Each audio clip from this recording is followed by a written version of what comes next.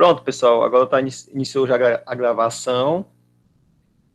A gente hoje vai para a nossa segunda aula da unidade 2, que é ainda dentro do assunto de corrosão.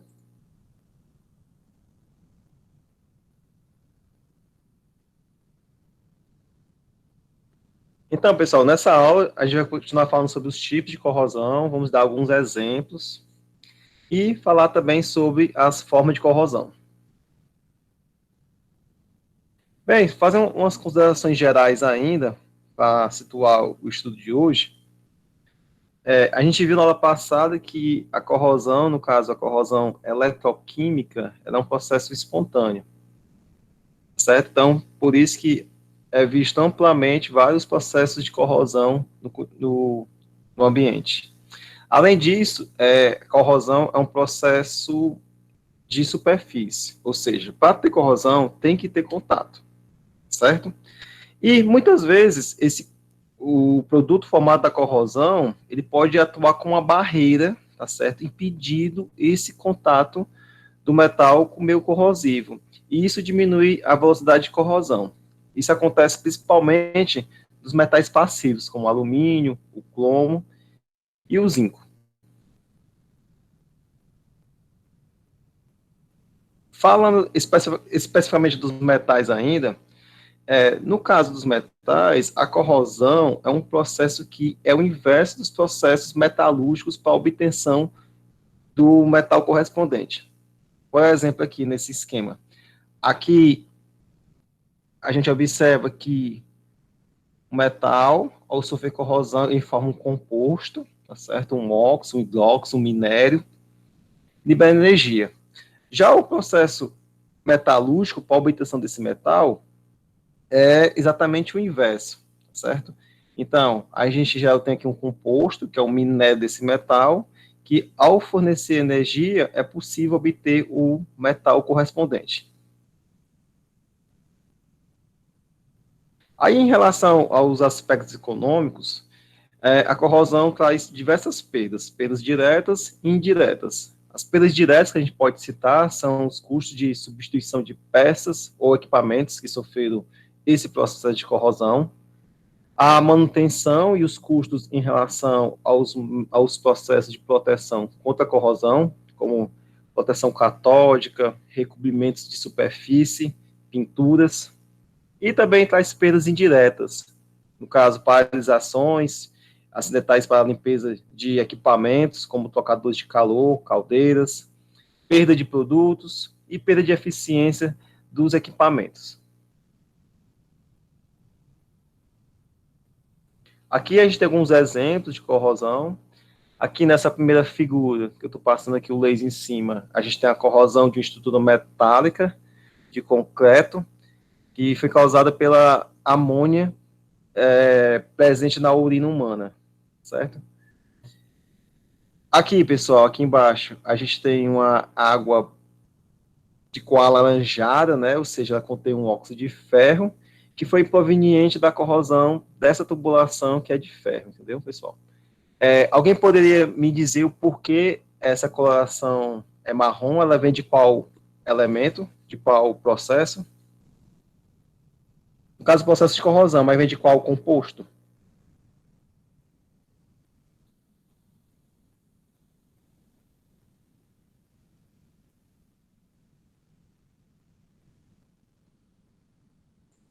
Ninguém? Tô falando com as almas, né? Mas são as almas. Cadê vocês? No caso, pessoal, esse óxido de ferro hidratado, esse óxido de ferro, né? Você já sabe que é a ferrugem.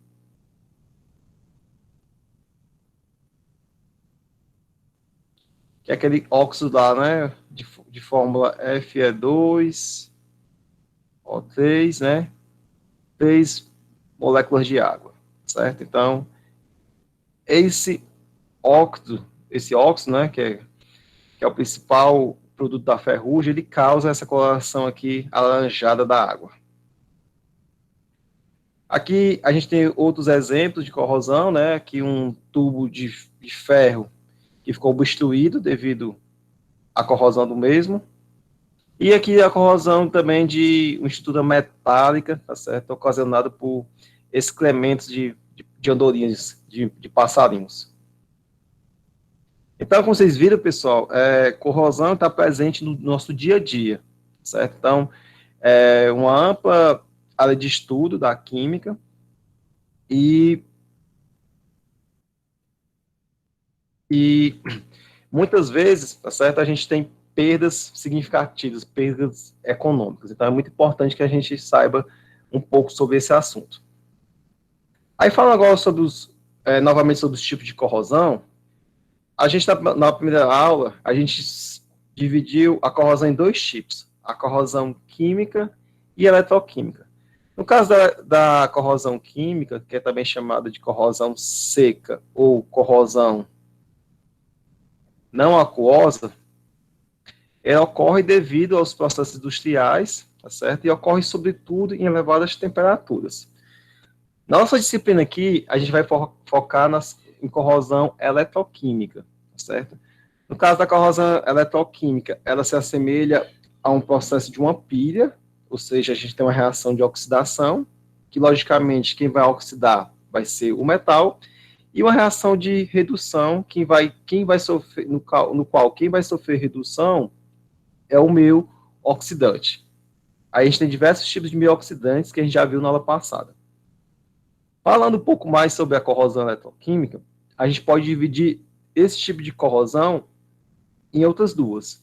No caso, a corrosão galvânica e a corrosão por aeração diferencial.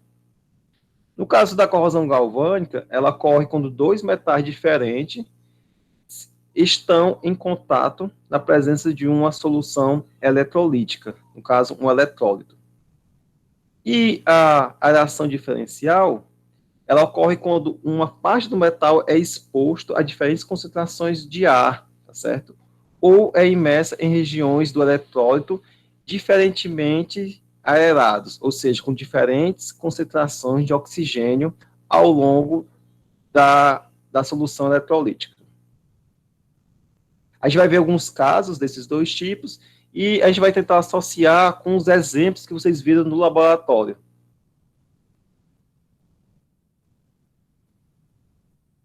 Então, pessoal, como falado, né, a corrosão eletroquímica, ela se assemelha a um processo de reação que ocorre numa pilha, em uma célula galvânica, certo? Então, a gente vai ter uma região anódica, que no caso é o metal que sofre o processo de oxidação, tá certo? E a região catódica, que onde tem o processo de redução, vai ser algum dos meios oxidantes. Aí, no caso desse meio oxidante, vai variar de caso a caso, tá bom? Além disso, para ter esse tipo de corrosão, como nós já vimos, ó, é necessário o quê, pessoal? A presença do oxigênio, tá certo? Água e um eletrólito, tá certo? O eletrólito é responsável pelo quê? Pelo transporte de elétrons entre o oxigênio e o metal. Aqui nós temos outros exemplos de corrosão galvânica. Por exemplo, aqui nós temos um material metálico, sobre ele a gente tem uma lama, tá certo? Lama, a gente sabe que tem água, né? E devido ao oxigênio, a gente vai ter uma corrosão localizada sobre esse metal.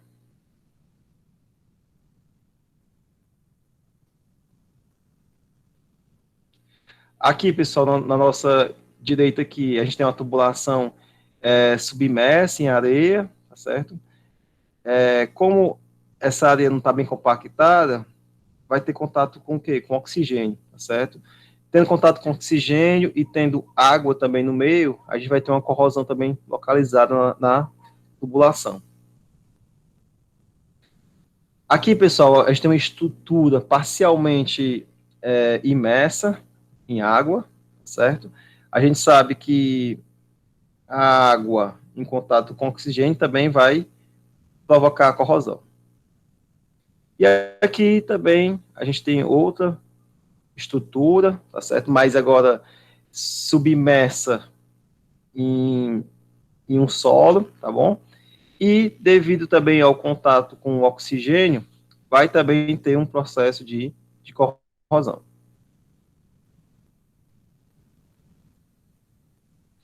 E falando um pouco mais sobre a corrosão galvânica, então, quando a gente tem metais diferentes em contato, a corrosão do material que funciona como anodo é muito mais acentuada que a corrosão isolada desse material sob a ação do meio corrosivo.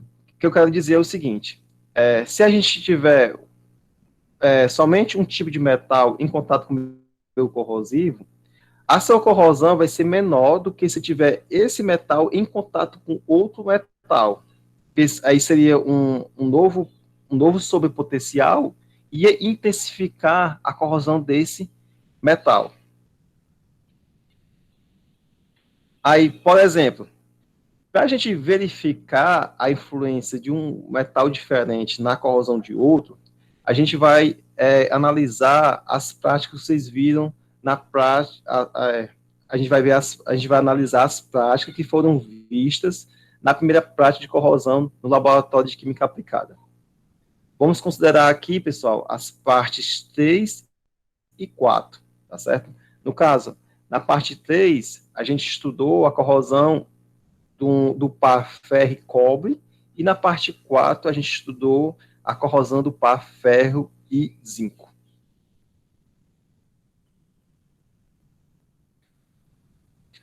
Aí, pessoal, vamos recordar um pouco da prática, né? Na prática, na parte 3, a prática 1, que é a de corrosão 1, foi feito o seguinte, né? Nós tínhamos duas lâminas de metal, no caso, uma lâmina de cobre, tá certo? Esse aqui é o metal cobre.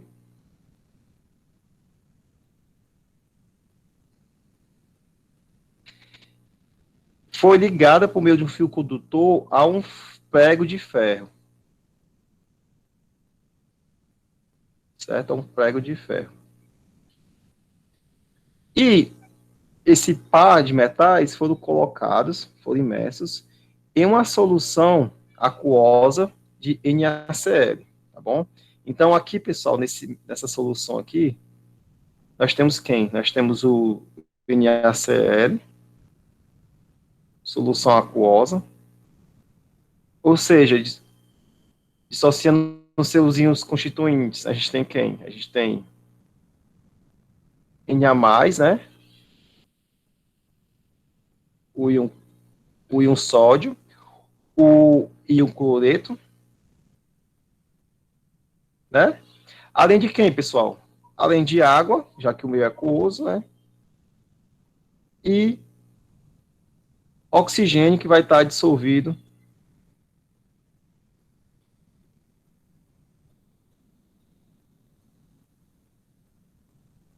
do meio atmosférico, tá bom?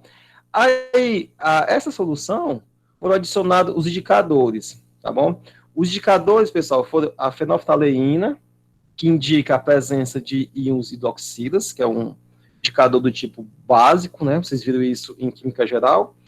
E a fenolftaleína, e além da fenolftaleína, também foi adicionado o indicador ferricianeto de potássio, que indica a presença de íons ferros 2+.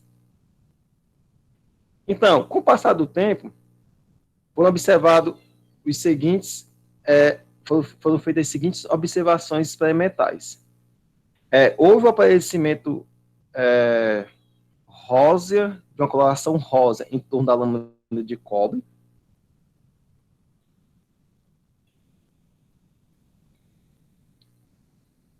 certo? É porque aqui não tá, a figura não dá para ver, pessoal, mas aqui, ó, fica a coloração rosa, tá certo? Vocês lembram dessa prática ou não?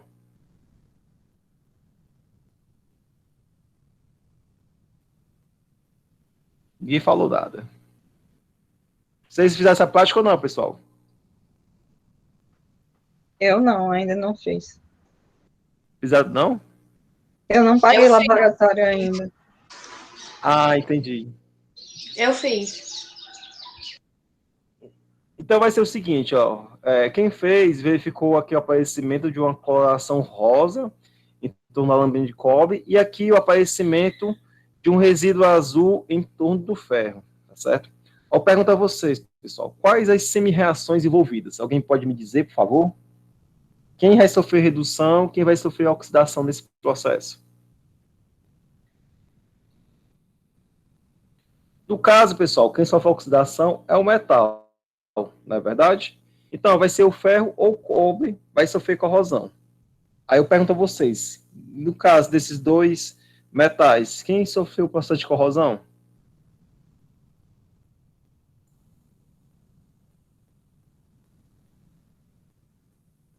Alguém? Tem alguém aí?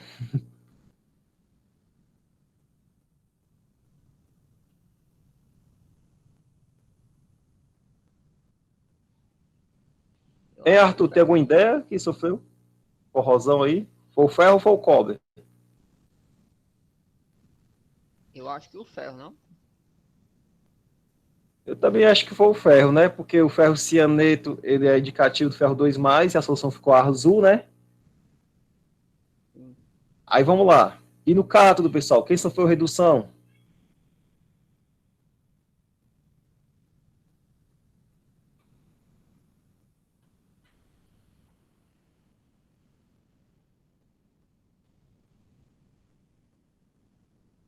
Vamos lá. Quem pode sofrer redução aqui? Quem pode sofrer redução? Na+, Cl-, por exemplo. Água, o oxigênio dissolvido. Então, pessoal, quem sofreu redução aqui? O NaCl. Eu acho que o oxigênio ou a água. Pronto, pessoal. Quem é responsável pela corrosão é sempre o oxigênio, não é verdade? Na maioria das vezes. Então, nesse caso, pessoal, vamos lá. No anodo, ferro ou cobre sofre corrosão, tá certo? No caso, pessoal, olhem para cá, ó. O potencial padrão de redução do ferro é menor do que o do cobre, não é verdade? Então, ó, o ferro ele vai sofrer corrosão preferencialmente ao cobre. Então, ele sofre oxidação.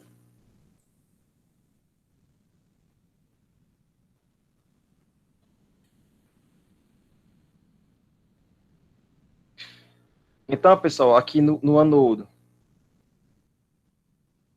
dessa reação, a gente vai ter a semi-reação de... Opa!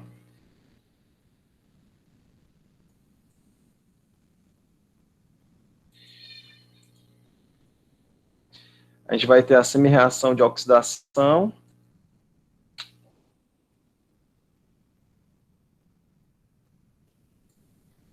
E no caso, pessoal, o ferro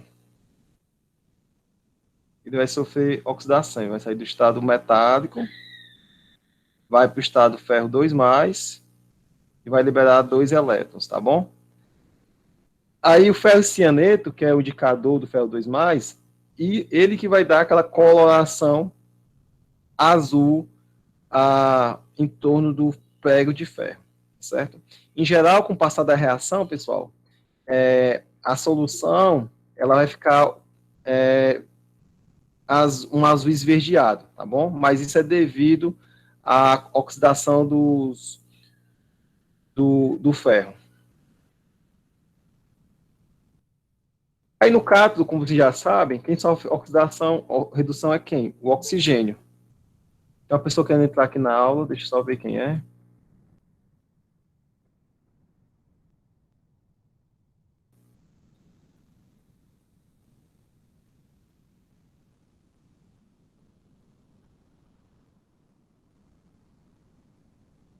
Pronto, já aceitei aqui a Marília que estava querendo entrar.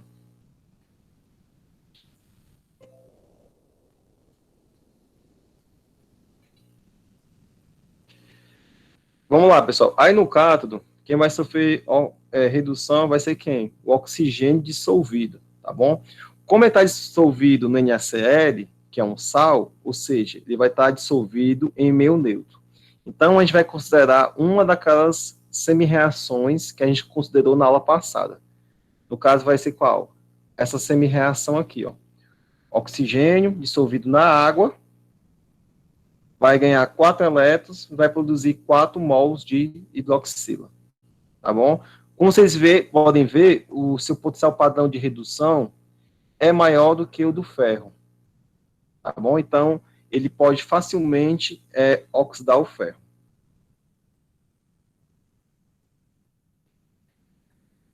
Aí vamos aqui para o segundo caso, tá certo? No caso, essa aqui é a parte 4, né, da prática de corrosão que vocês fizeram. Vou ajeitar aqui, pessoal, é parte 4, tá? Parte 3, mas não é parte 3, não. Parte 4. E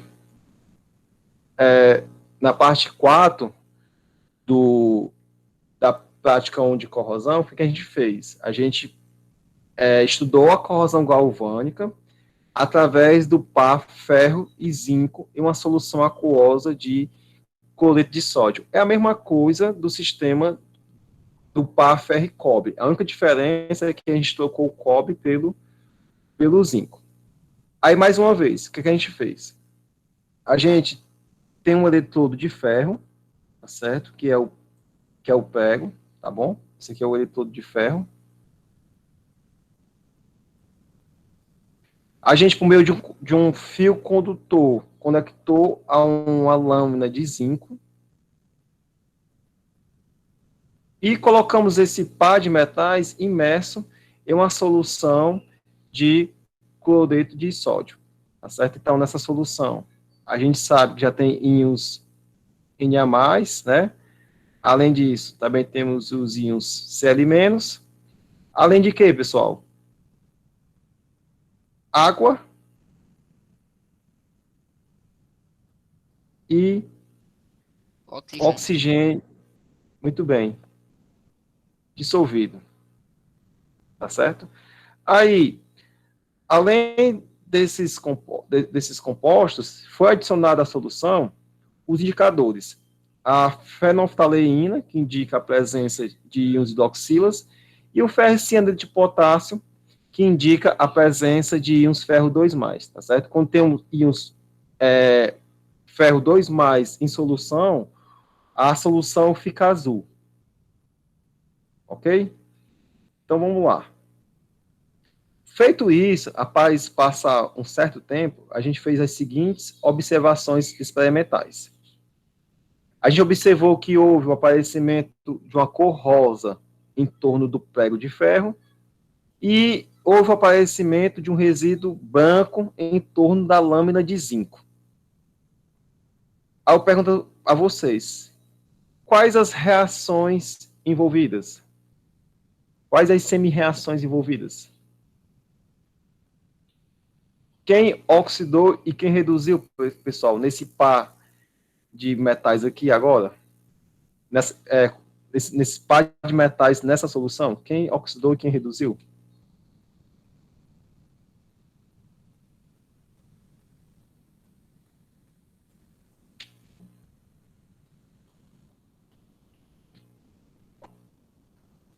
Hein, Rayane, você que fez a prática ontem? Foi observado realmente isso?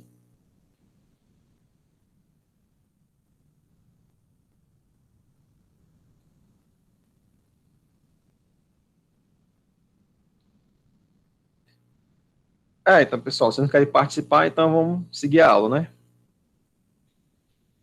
Então, vamos lá, pessoal. Quem sofre oxidação? Ou ferro ou zinco, tá certo? Nesse caso, pessoal, quem sofreu oxidação?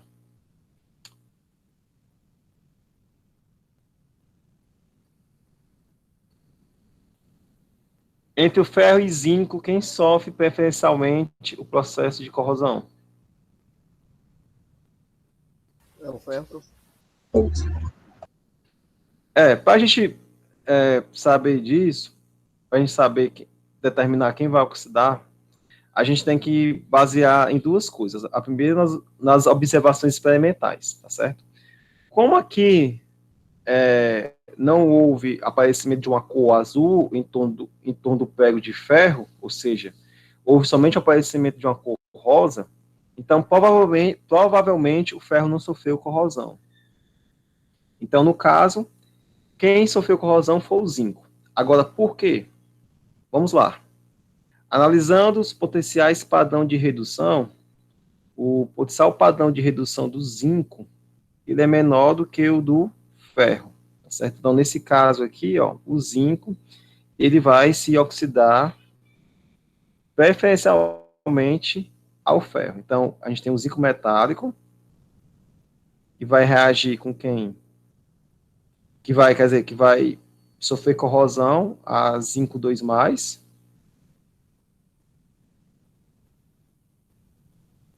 e vai liberar 2 elétrons. Daí, pessoal, o cátodo, mais uma vez, quem vai sofrer redução vai ser quem? Vai ser o oxigênio. Aí dissolvido em quê? Em meio ácido ou em meio neutro? Vamos lá. A solução é uma solução de sal, ou seja, uma solução neutra. Então, a gente vai considerar aquela reação que é o oxigênio dissolvido em meio neutro. Ok? Então, está aqui a semi-reação de redução. Tá bom? Então, a gente combinando essas duas semi-reações, a gente pode então obter a equação global.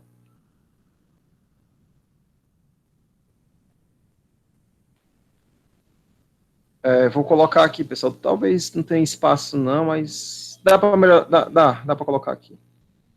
Vamos lá. Semi-reação de oxidação, pessoal. Quem é?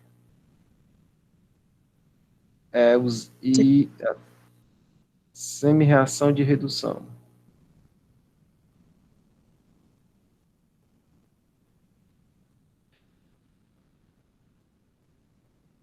Vamos lá, pessoal. Semi-reação de oxidação. Zinco sólido, né? Ainda o quê? 5, 2 mais 2 elétrons. Tá ok? Aí a de redução.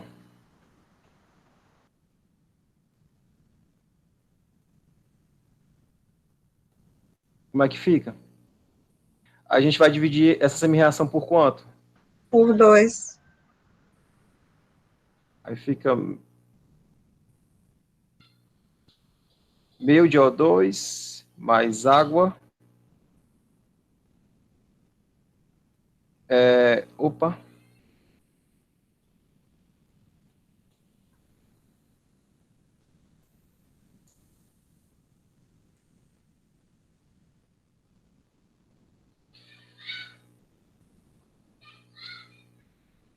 Mais 2 elétrons, produzindo quem?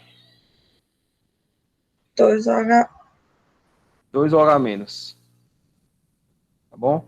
O potencial aqui é menos 0,76, né? E aqui é mais 0,40. Então, a gente pode, então, cancelar os termos incomuns, né? No caso, os elétrons. E aqui, obter a equação global. A equação global vai ficar a seguinte, ó. Zinco mais meio de oxigênio mais água. Produzindo quem, pessoal? 5, 2 mais. 2OH menos. Pronto. E o potencial padrão da reação é quanto, pessoal? 1,16 mais 1,16. Pronto, positivo, né? Por quê? Porque é um processo espontâneo. Aí, pessoal, é o seguinte, ó. Vamos lá. Esse íon OH-, tá certo? Essa redução vai ocorrer aonde? Vai ocorrer no polo onde tem um ferro. Tá certo? Mas quem sofre lá o processo de redução vai ser quem? Vai ser a água. Tá bom? E no outro polo, que é o polo onde tem o zinco, que a gente vai ter corrosão e vai produzir quem? Produzir o zinco 2+. Só que o zinco 2+, ele vai interagir com o OH-. E vai formar quem, pessoal?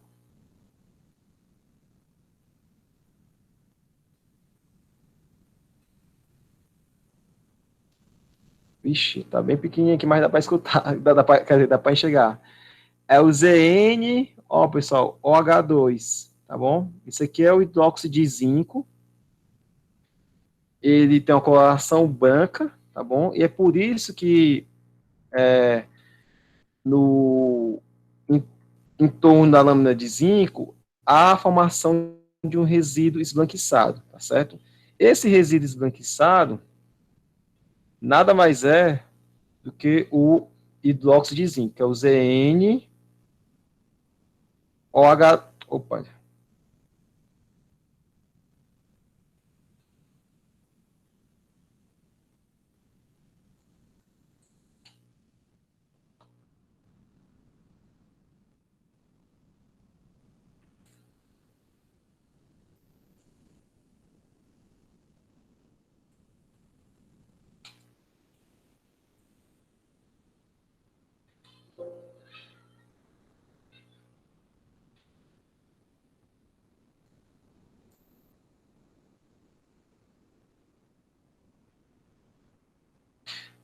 Aqui é o ZnOH2, tá certo? Que é a junção dos íons zinco 2+, 2OH-, beleza?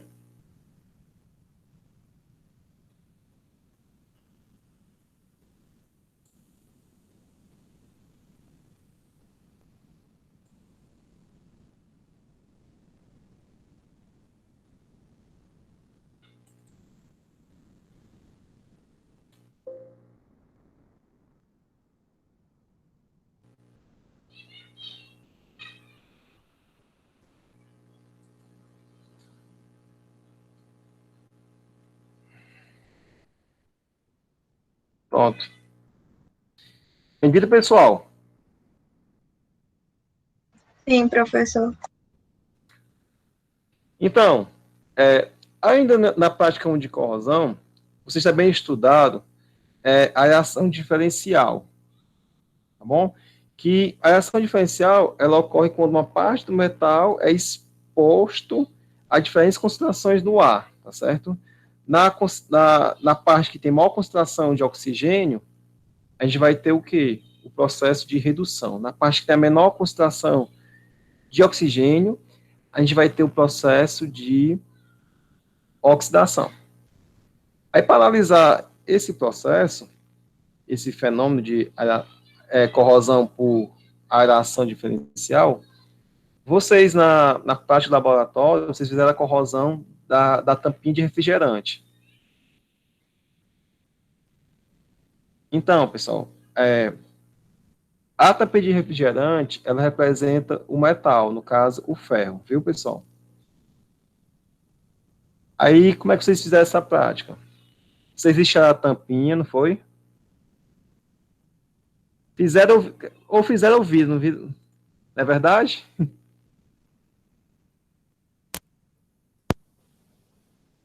Vocês lembram disso? O que vocês fizeram? Vocês lixaram a tampinha, não foi?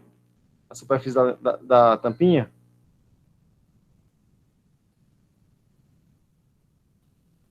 Viram os vídeos ou não?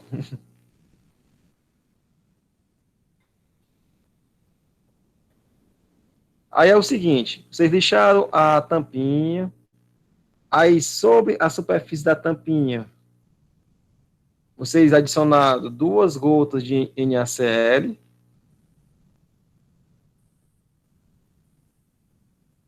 tá certo?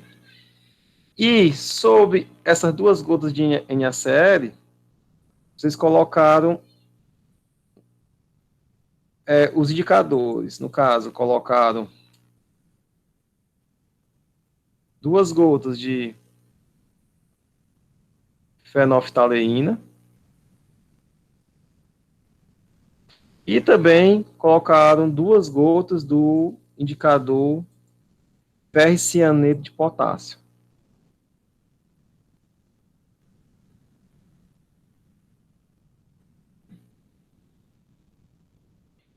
Só relembrando, fenolftaleína indica a presença de íons OH-, e o ferricianeto de potássio, ele indica a presença de íons ferro 2+. Aí vamos lá. Com o passar do tempo, qual foi as observações experimentais que vocês fizeram? Vamos lá. Em torno da bolha de água do NaCl, ficou róseo, tá certo? E no centro da bolha ficou uma coloração azul. Aí eu pergunto a vocês, quais foram as reações envolvidas?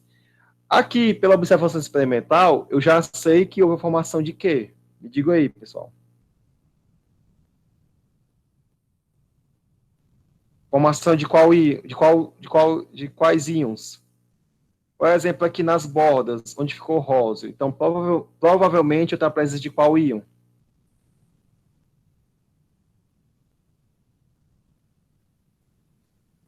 Tá difícil, hein, pessoal, hoje? Do OH-? Muito bem. Do H-. E no centro, pessoal, aqui onde ficou azul, isso é devido à presença de qual íon? Ferro 2+. Muito bem, ferro 2+. Então, sabendo disso, ó, eu já sei quem oxidou, quem reduziu. Então, vamos lá. O ferro, logicamente, vai sofrer corrosão. Por quê? Eu só tenho um metal. Então, só tendo um metal, logicamente, esse metal vai sofrer corrosão. Então, o ferro vai sofrer corrosão. E no cátodo, a gente vai ter o quê? A gente vai ter o oxigênio dissolvido em meio neutro, já que o NaCl é o eletrólito, tá certo? Ele está lá no meio, mas é para transferir os elétrons. Quem sofre de fato a redução é o oxigênio. E a reação na qual o oxigênio sofre redução em meio neutro, a gente já sabe que é essa daqui.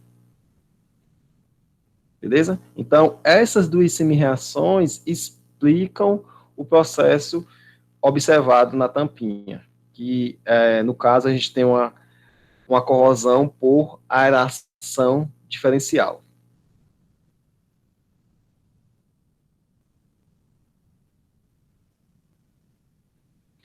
Então, pessoal, desse contexto da aula aqui, a gente percebe que a gente pode, então, prever a corrosão utilizando a tabela de potenciais padrão. Contudo, é importante enfatizar que as informações fornecidas pela tabela, elas são puramente termodinâmicas. O que significa dizer? Elas são indicativas que tais reações ocorrem ou não. Por exemplo, se eu tiver um metal com potencial de redução menor do que outro metal, logicamente, esse que tiver menor potencial de redução vai sofrer o processo de corrosão. Mas, alguma dessas reações que, segundo a termodinâmica, elas ocorrem, na prática a gente não observa, tá certo? Isso é devido à sua cinética de corrosão, que é bastante lenta. Por exemplo, ó, vamos lá. O potencial padrão de redução do alumínio é de 1,66 volts, tá certo? Nesse caso, nós esperaríamos que o alumínio fosse facilmente oxidado. Na verdade, ó, já, por exemplo, o potencial padrão de redução do ferro, do ferro 2+, a ferro metálico, seu potencial padrão de redução é menos 0,44 volts. Ou seja, o potencial padrão do alumínio é menor, cerca de 4 vezes, do que o do ferro, tá certo? Mas mesmo assim, aparentemente, o alumínio não é oxidado. Alguém saberia me dizer o porquê?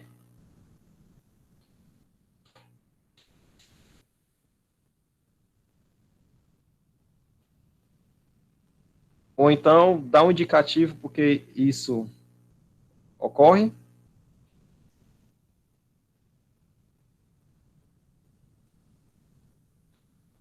Tim, tim, lim, tim.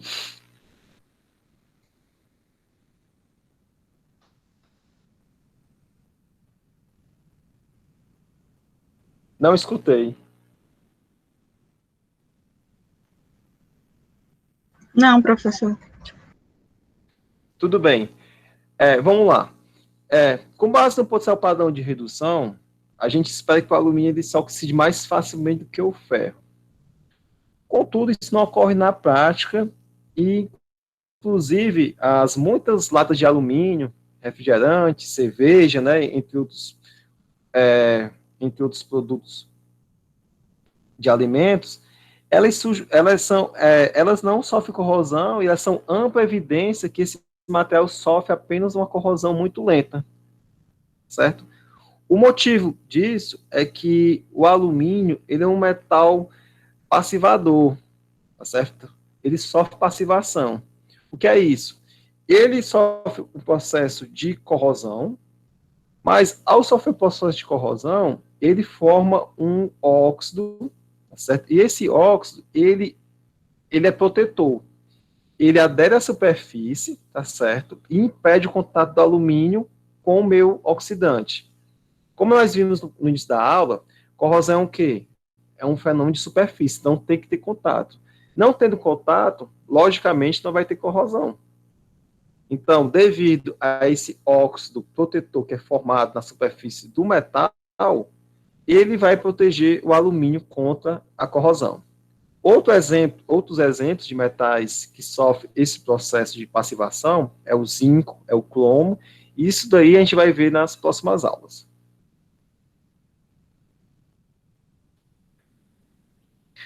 Agora, pessoal, considerando novamente a corrosão do ferro, eu pergunto a vocês, com base nessa discussão, quais são os elementos necessários para que haja corrosão do ferro?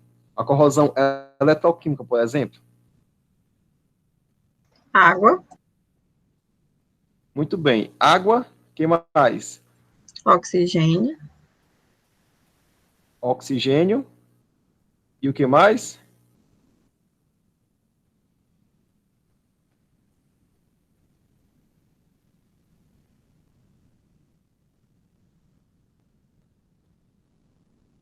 Tem mais uma coisa aí.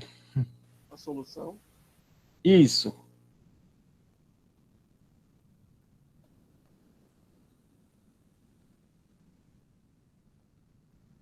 E a solução eletrolítica, né, que a gente chama de eletrólito.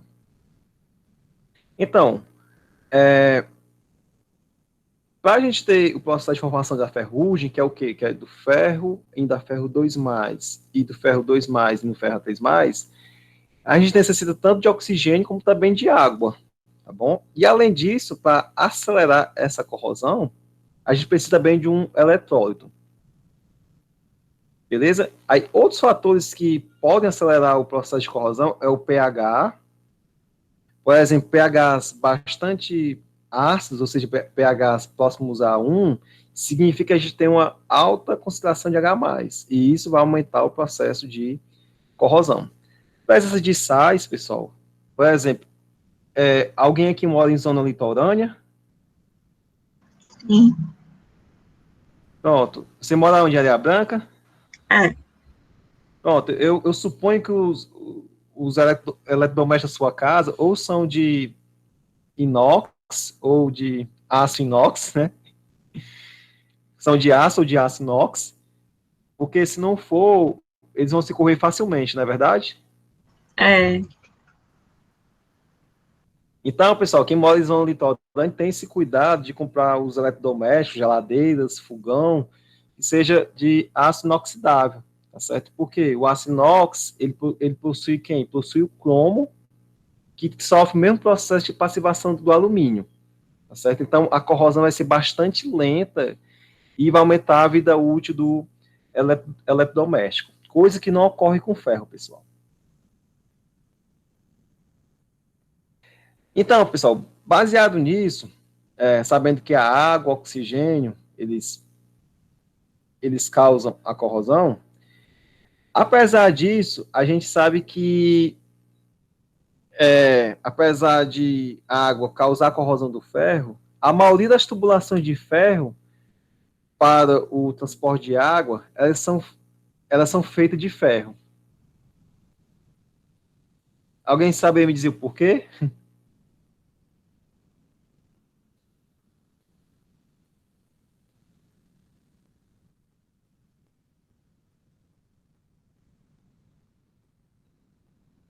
A gente sabe que a água é um dos principais responsáveis pela corrosão, mas mesmo assim, os tubos de ferro para o encanamento de água os tubos são feitos de ferro para o encanamento de água, tá bom?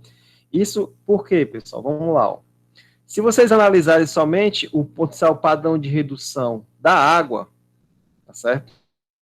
Que é de menos 0,83, ele é menor do que o do ferro, tá certo? Então, como o ferro tem o maior potencial padrão de redução em relação à água, então a tendência do ferro ser oxidado pela água, ela é muito pequena. Então, por essa razão, o ferro pode ser utilizado em encanamentos de sistemas de abastecimento de água, tá bom? Contudo, se o ferro ele é exposto ao ar úmido, ou seja, ar e água, certo? Principalmente em meio ácido, aí a gente tem que levar em consideração essa semi-reação, tá bom? E vocês observam aqui que o potencial padrão de redução é maior do que o do ferro. Então, sendo maior do que o do ferro, então, essa semi-reação, o oxigênio, no caso, pode facilmente reduzir o ferro da tubulação. E também, se a gente tiver somente a úmido e meio neutro, tá bom?